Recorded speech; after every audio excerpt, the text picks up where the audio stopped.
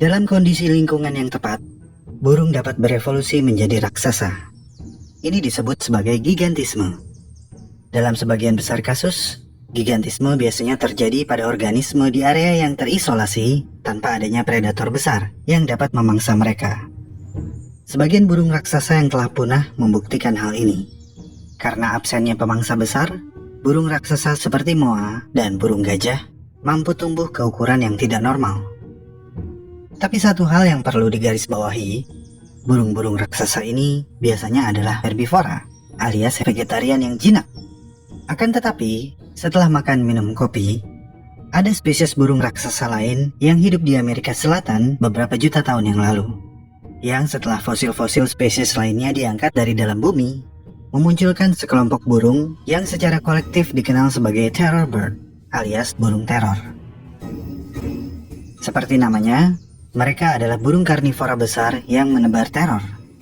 Spesies terkecil setidaknya tumbuh hingga setinggi 1 meter, sedangkan yang terbesar diketahui memiliki tinggi hingga 3 meter. Semua memiliki ciri khas sebagai pemangsa yang ganas. Dalam video kali ini, kita akan cari tahu lebih banyak tentang terror bird, alias burung teror.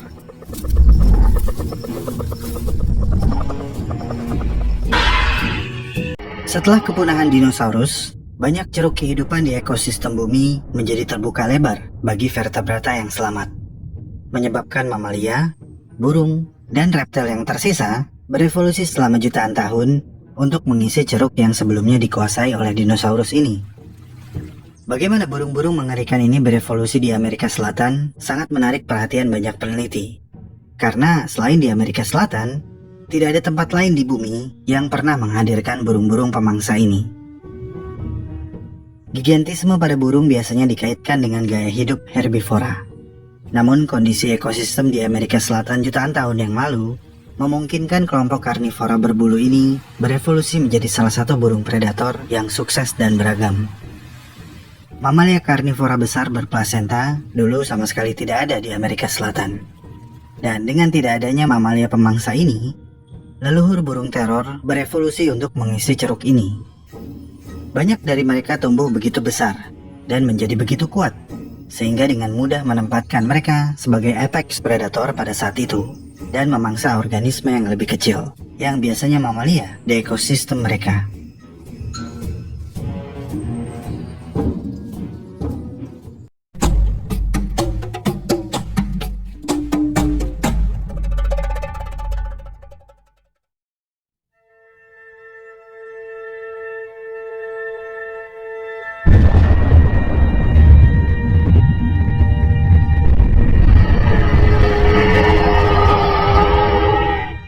Setelah dinosaurus punah, mamalia diketahui mengganti ceruk karnivora besar yang dulu didominasi dinosaurus hampir di seluruh dunia. Tapi mamalia tidak sendiri, karena ada karnivora besar lain yang juga mengisi kekosongan tersebut. Beberapa dari pemangsa besar ini adalah keturunan langsung dari dinosaurus. Burung. Burung-burung prasejarah selamat dari kepunahan massal diduga karena ukuran mereka yang jauh lebih kecil daripada dinosaurus kebanyakan. Kemampuan terbang mereka hanyalah faktor pendukung. Kombinasi dari kecerdasan, ukuran tubuh yang kecil, kemampuan terbang dan toleransi terhadap sumber makanan yang bervariasi telah membantu burung bertahan hidup dan terhindar dari kepunahan massal yang menyapu bersih 80% kehidupan di bumi pada saat itu. Dan kini, ada sedikitnya 11.000 spesies burung yang telah diketahui. Burung-burung ini kemudian mengembangkan fitur tubuh yang mendukung kehidupannya di lingkungan yang dulunya dikuasai dinosaurus. Kemudian, karena tidak adanya karnivora darat yang besar, beberapa burung pun mulai jarang terbang dan perlahan kehilangan kemampuan terbang mereka sepenuhnya. Mereka memanfaatkan trik yang sama seperti dinosaurus theropoda, yaitu berlari dengan 2 kaki dan menggunakan mulut besar mereka sebagai senjata. Tubuh apa? Ketika fosil burung-burung ini pertama kali ditemukan di Argentina pada akhir tahun 1880-an, mereka diberi nama yang agak susah disebutkan, Phorus racos, yang jika diterjemahkan menjadi pembawa bekas luka atau pembuat luka. Udah namanya susah, artinya juga nggak jelas. Tapi sekitar 100 tahun kemudian, pada tahun 1978, Setelah selama beberapa dekade mempelajari fosil burung besar ini, ahli paleontologi Larry Marshall kemudian menjuluki mereka terror bird atau burung teror. Nama julukan yang terbukti lebih catchy, lebih menarik, dan lebih mudah diucapkan. Invasi burung teror ini dimulai hampir 145 juta tahun yang lalu, pada awal Carboniferous atau zaman kapur. Ini adalah masa terakhir dari superkontinen Gondwana, yang nantinya akan terpisah menjadi Afrika dan Amerika Selatan. Amerika Selatan kemudian terisolasi dan mempertahankan organisme-organisme unik di dalamnya. Selama sekitar 60 juta tahun, kelompok burung karnivora dari famili Phorusrhacidae ini telah terdiversifikasi menjadi 25 spesies berbeda. Semua memiliki tubuh yang besar, dengan tinggi mulai dari 1 hingga 3 meter, dengan berbagai tipe tubuh yang menyesuaikan gaya hidup mereka. Beberapa spesies mungkin scavenger, mengais sisa-sisa mangsa yang ditinggalkan predator yang lebih besar, tetapi kebanyakan dari mereka adalah pemangsa. Fitur tubuh mereka sangat terspesialisasi untuk membunuh. Fitur yang paling mencolok dari tubuh burung teror adalah paruh mereka yang besar, dengan ujung melengkung seperti kait yang tajam.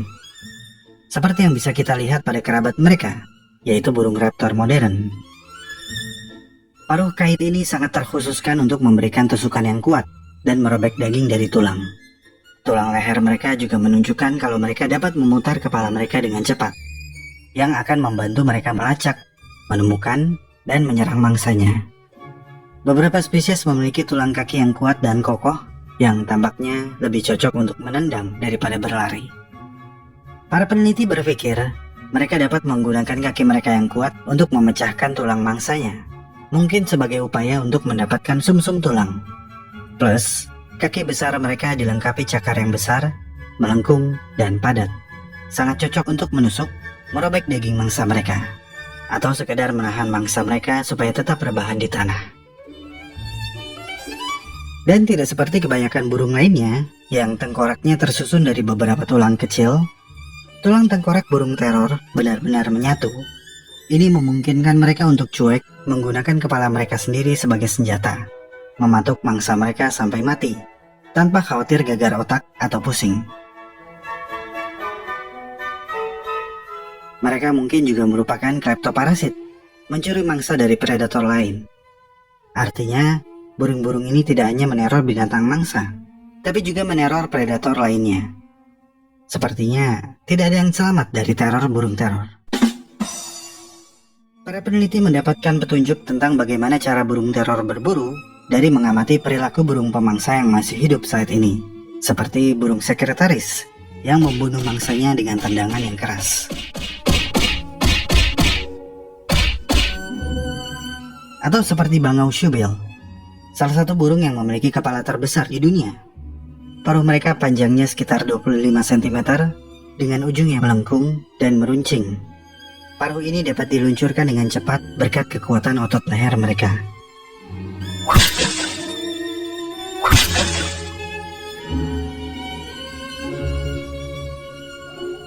Tapi kerabat dekat burung teror bukanlah burung sekretaris atau bangau shoebill. Spesies hidup yang berkerabat dekat dengan burung teror ada di Amerika Selatan. Mereka adalah Seriema, yang cara membunuh mangsanya diduga mewakili cara burung teror membunuh mangsanya, yaitu dengan membanting, memungut, dan membanting mangsanya ke tanah berulang kali. Setelah itu, mereka akan menahan mangsa yang mati dengan kaki mereka dan akan dengan mudah merobek tubuh mangsa mereka menjadi bagian kecil yang mudah ditelan. Karena secara genetik, Seriema adalah kerabat terdekat burung teror, para ahli paleontologi berpikir bahwa raksasa yang telah punah ini sangat mungkin menggunakan teknik berburu yang sama. Teknik yang sangat mengerikan.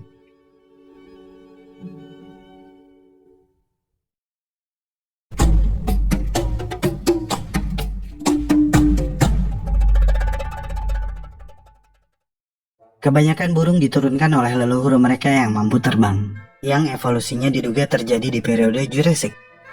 Tetapi kemudian, mereka kehilangan kemampuan terbang pada jalur-jalur evolusi yang berbeda. Dan Phorusrhacos adalah salah satu dari banyak keluarga burung yang melakukan ini. Beberapa burung besar yang tidak terbang saat ini umumnya berasal dari kelompok yang dikenal sebagai Paleognathai, yang di dalamnya ada emu, burung unta, dan kasuari. Tapi Paleognathai bukanlah asal-muasal Phorus racos. Phorus racos atau terror bird berasal dari kelompok burung yang dikenal sebagai Neo-Aves. Sebagian besar anggota kelompok ini adalah burung yang mampu terbang, tapi ada juga yang nggak bisa terbang, seperti penguin. Nah, di dalam kelompok Neo-Aves juga ada Seriema dari ordo Cariamiformes, ordo yang sama yang menaungi keluarga Phorus racos. Sekarang kita tahu kalau Phorus racos adalah apex predator yang menduduki tahta tertinggi di Amerika Selatan. Tapi dulu, banyak yang menyangka kalau burung teror berukuran besar ini tidak mampu berburu binatang herbivora besar. Terlepas dari penampilan mereka yang mengerikan, Phorus racos awalnya diduga hanya pemangsa binatang yang berukuran tubuh lebih kecil. Tapi kemudian dugaan ini dipatahkan, karena dari anatomi fosil, burung teror yang dikenal sebagai Adelgalornis adalah pelari yang cepat. Tapi mereka tidak pandai bermanuver atau melakukan belokan tajam saat mereka berlari. Dengan demikian, dugaan Phorus racos hanya memangsa binatang yang kecil sepertinya kurang tepat, karena tubuhnya terlalu besar untuk menangkap mangsa kecil yang lincah. Tapi ini bukan berarti mereka akan melewatkan mangsa yang lebih kecil. Bukti yang lebih lanjut dapat dilihat pada tingkat stres yang berbeda dari paruh mereka, yang disebabkan oleh gerakan tertentu. Paruh Phorus racos sangat tahan terhadap benturan kuat yang mengarah ke bawah. Gerakan umum di mana kebanyakan burung karnivora menusuk atau menjepit mangsa mereka dengan ujung paruh mereka, kemudian menariknya, lalu menggoyangkan mangsanya dari sisi ke sisi. Ujung paruh ini sangat kuat, dan berat paruh keseluruhan menambahkan tenaga pada ujung paruhnya untuk menembus bagian tubuh hewan besar yang lebih lunak. Tapi karena paruh atasnya besar, Phorus racos diduga memiliki kekuatan gigit yang lemah, karena paruh bagian bawah tidak dilengkapi dengan otot rahang yang kuat. Mereka mungkin akan kesulitan jika mangsanya masih memiliki tenaga untuk memberontak dan melarikan diri. Tetapi untungnya mereka memiliki kaki besar yang kuat, yang akan mereka gunakan untuk menahan mangsa agar mereka tetap diam di bawah. Memiliki kekuatan gigitan yang relatif lemah tidak menghalangi mereka berburu, karena ada banyak predator yang diketahui mampu berburu mangsa besar meskipun memiliki kekuatan gigitan yang lemah, seperti Smilodon atau kucing saber-tooth yang bertaring besar dan tajam. Smilodon sesungguhnya memiliki gigitan yang lebih lemah daripada kebanyakan kucing besar yang masih hidup. Tetapi dari bukti fosil, Smilodon diketahui berburu mangsa yang lebih besar. Pada paruh pertama Kenozoikum, ketika Amerika Selatan masih terhubung ke Afrika dan Antartika, Phorus racos awal dapat melakukan perjalanan bebas antar benua. Phorus racos yang paling banyak ditemukan di luar Amerika adalah Lavocatavis. Fosil pertama mereka adalah tulang paha yang ditemukan di Aljazair. Menariknya, burung teror ini hidup 48 juta tahun yang lalu di kala Eosen, di mana Gondwana sudah mulai terpisah. Amerika Selatan dan Afrika telah dipisahkan oleh lautan yang berjarak sekitar 900-an kilometer. Dugaan utamanya adalah bahwa Lavocatavis mungkin memiliki kemampuan untuk terbang, meskipun tidak terlalu baik. Dan penerbangan kikuk tersebut pada akhirnya membawa mereka menyeberangi lautan. Tapi ada teori lain yang lebih masuk akal, yaitu dengan berenang, menyeberang dari pulau ke pulau. Kenapa masuk akal? Karena terlepas dari penampilannya, ada banyak burung besar yang meskipun tidak bisa terbang, tapi merupakan perenang yang baik, seperti burung unta. Selain itu, bukti lain menunjukkan banyak binatang lain seperti tikus dan monyet yang masuk ke Amerika Selatan dari Afrika sekitar waktu yang sama. Jadi kemungkinan besar pada waktu itu ada semacam rantai pulau yang menghubungkan tiap benua, dan Phorus racos mungkin melakukan perjalanan yang sama.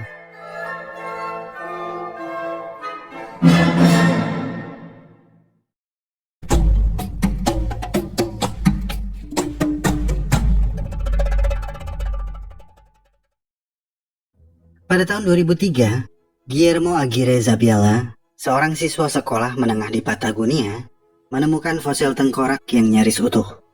Yang jika dilihat dari bentuk tengkoraknya, sangat mirip dengan burung pemangsa, dengan ujung paruh yang runcing membentuk kait. Tapi ini jelas bukan tengkorak burung elang atau burung kondor, karena tengkorak ini panjangnya hampir 1 meter. Para peneliti yang melihatnya segera terpikir satu nama burung predator yang terkenal, yang memiliki perawakan yang sangat besar. Terror bird atau burung teror dari famili Forusrhacidae. Kelenken guillermoi, begitu nama spesies dari burung ini. Diambil dari nama penemu fosilnya, Guillermo. Guillermo sangat takjub akan penemuan ini dan menjadi sangat tertarik dengan paleontologi.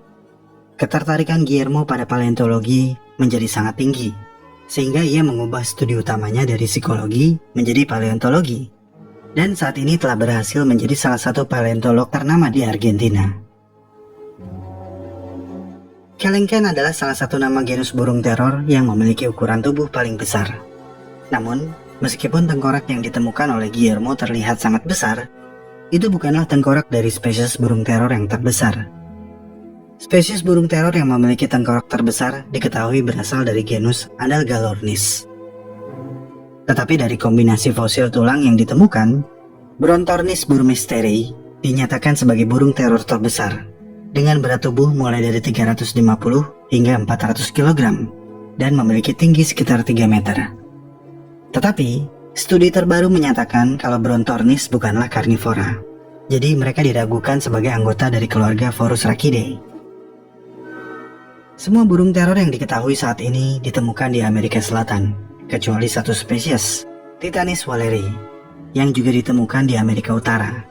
Dan tampaknya mereka merupakan spesies yang cukup berhasil, mampu bertahan selama lebih dari 3 juta tahun hingga akhirnya punah sekitar 1,8 juta tahun yang lalu, menjadikan Titanis walleri sebagai spesies Forusrhacidae yang terakhir yang diketahui.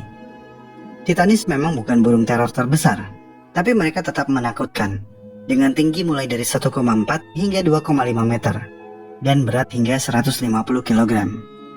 Mereka juga memiliki nafsu makan yang sangat besar, dilengkapi dengan mulut besar dan paruh yang berujung tajam. Mereka bisa menelan hewan seukuran domba dalam satu tegukan. Meskipun manusia telah menemukan fosil-fosil dari beberapa spesies burung teror, kita tidak mungkin bisa tahu secara pasti bagaimana bentuk dan warna bulu mereka. Namun, kita bisa mengamati burung yang masih hidup sebagai referensi. Para peneliti menduga, karena burung teror nggak bisa terbang, ada kemungkinan kalau burung teror memiliki kesamaan dengan bulu dari burung besar yang juga nggak bisa terbang, yang masih hidup saat ini. Bulu burung teror mungkin ramping seperti rambut. Seperti sebagian besar burung yang tidak bisa terbang, burung teror memiliki sayap kecil yang bantet. Meskipun demikian, mereka memiliki kaki besar yang panjang dan kuat, yang ujungnya dihiasi cakar besar yang menakutkan. Kaki-kaki ini memberi mereka kekuatan untuk berlari cepat. Berdasarkan berat tulang dan rekonstruksi otot, beberapa spesies burung teror mampu berlari hingga mencapai kecepatan 100 km per jam, mirip dengan kecepatan cheetah. Kombinasi kecepatan berlari, cakar besar, dan paruh tajam yang mengerikan menjadikan burung teror pemangsa yang sangat efektif. Burung raksasa yang punah sekitar 1,8 juta tahun yang lalu ini adalah predator yang sukses. Setelah menemukan ceruk kosong yang ditinggalkan dinosaurus, mereka mempertahankan kekuasaannya selama lebih dari 50 juta tahun. Beberapa dari mereka bahkan menjadi apex predator di ekosistem tempat mereka tinggal. Namun, sekitar 2,5 juta tahun yang lalu, ada sebuah fenomena yang terjadi. Fenomena yang mengubah jalan hidup kebanyakan binatang unik di Amerika Selatan.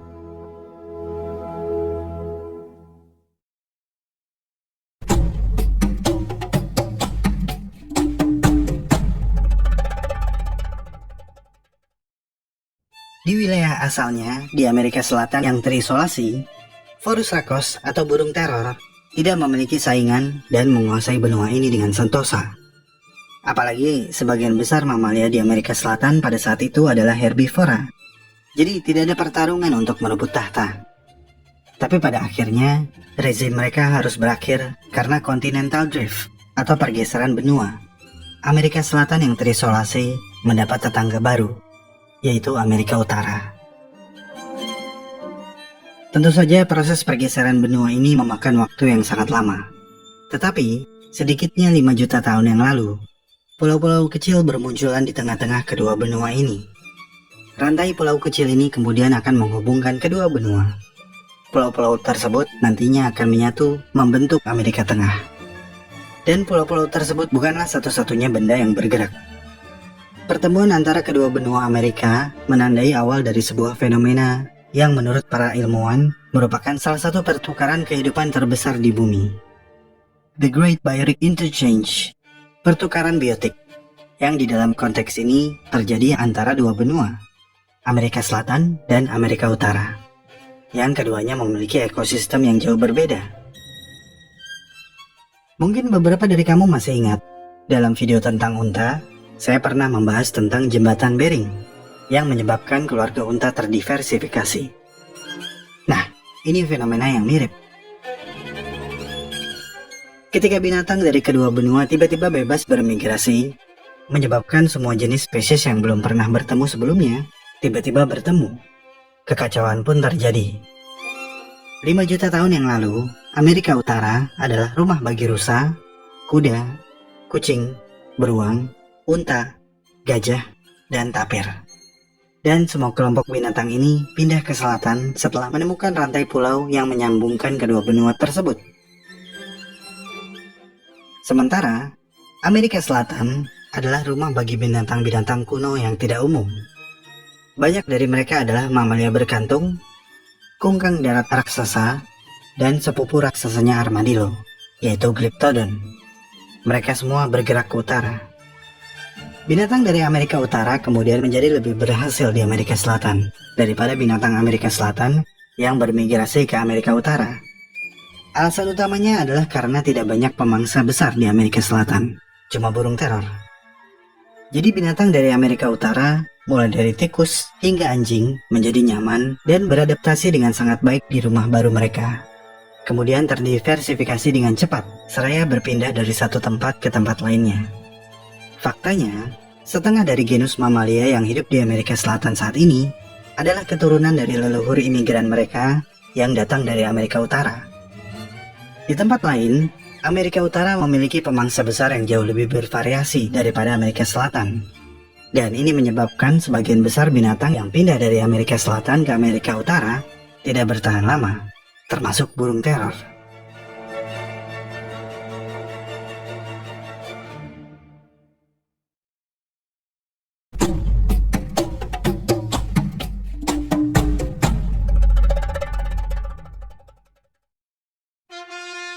Setelah hampir 30 juta tahun terisolasi, Amerika Selatan tidak lagi menyendiri. Disatukan oleh Amerika Tengah yang menghubungkan utara dan selatan. Pertukaran biotik ini mengakibatkan kepunahan dari banyak organisme, terutama spesies Amerika Selatan, yang mendapat persaingan dari spesies utara. Awalnya fenomena ini diduga sebagai penyebab utama kepunahan Phorusrhacos. Kehadiran mamalia karnivora besar dari utara seperti Smilodon dan leluhur serigala memberikan persaingan yang sangat berat bagi mereka. Namun, belakangan diketahui, itu bukanlah fakta yang akurat. Memang, data karbon menunjukkan kalau Phorusrhacos menghilang sekitar waktu yang sama ketika kedua benua tergabung. Tapi karnivora besar seperti Smilodon tidak menyeberang ke selatan bersama dengan kebanyakan binatang. Kemungkinan besar Smilodon dan predator besar lainnya hanya mengeksploitasi ceruk yang dulu dikuasai oleh Phorusrhacos. Mereka tidak bersaing secara aktif, mengalahkan dan menggantikan Phorusrhacos. Sementara di Amerika Utara, Titanis tampaknya cukup sukses di sana, dan diketahui hidup berdampingan dengan karnivora besar yang lain. Menariknya, burung teror bukanlah satu-satunya karnivora di Amerika Selatan, karena ada beragam kelompok predator berkantung yang juga hidup di Amerika Selatan pada waktu yang sama. Salah satunya adalah Sparassodonta. Beberapa makhluk seperti Thylacolchos juga hidup di habitat dan waktu yang sama dengan burung teror, tapi berdasarkan analisis lokasi penemuan fosil, ada dugaan kalau Thylacolchos memilih menghindari daratan yang sangat terbuka sebagai upaya untuk menghindari persaingan dengan burung teror. Ini menunjukkan kalau burung karnivora besar yang nggak bisa terbang ini ternyata mampu hidup berdampingan dengan mamalia karnivora, menempati ceruk yang sama di ekosistem yang berbeda. Dan bukti ini membuat kepunahan Phorusrhacos sedikit menjadi misteri. Memang terkesan terlalu sederhana jika kita mengatakan dua fakta tersebut, yakni persaingan dan perubahan iklim, merupakan penyebab utama kepunahan burung teror.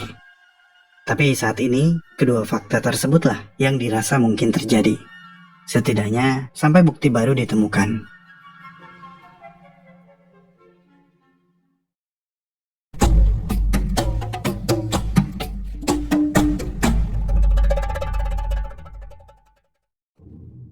Ada untung ruginya burung-burung teror ini telah punah dan tidak bisa kita temui hari ini. Seperti dinosaurus, kita rugi karena nggak bisa melihat wujud asli pemilik tulang belulang raksasa tersebut, dan hanya bisa memperkirakan berdasarkan bukti-bukti yang ada. Tapi penemuan fosil ini membuka pengetahuan yang baru, karena ternyata selain dinosaurus karnivora yang lebih populer, ada karnivora raksasa lain yang pernah berkuasa di benua Amerika, meskipun rezimnya hanya sebentar. Peneliti masih sering menemukan fosil yang menakjubkan di Amerika Selatan hingga saat ini. Jadi, dari sekitar 20 spesies burung teror yang telah diketahui, mungkin masih banyak lagi saudara mereka yang akan tergali.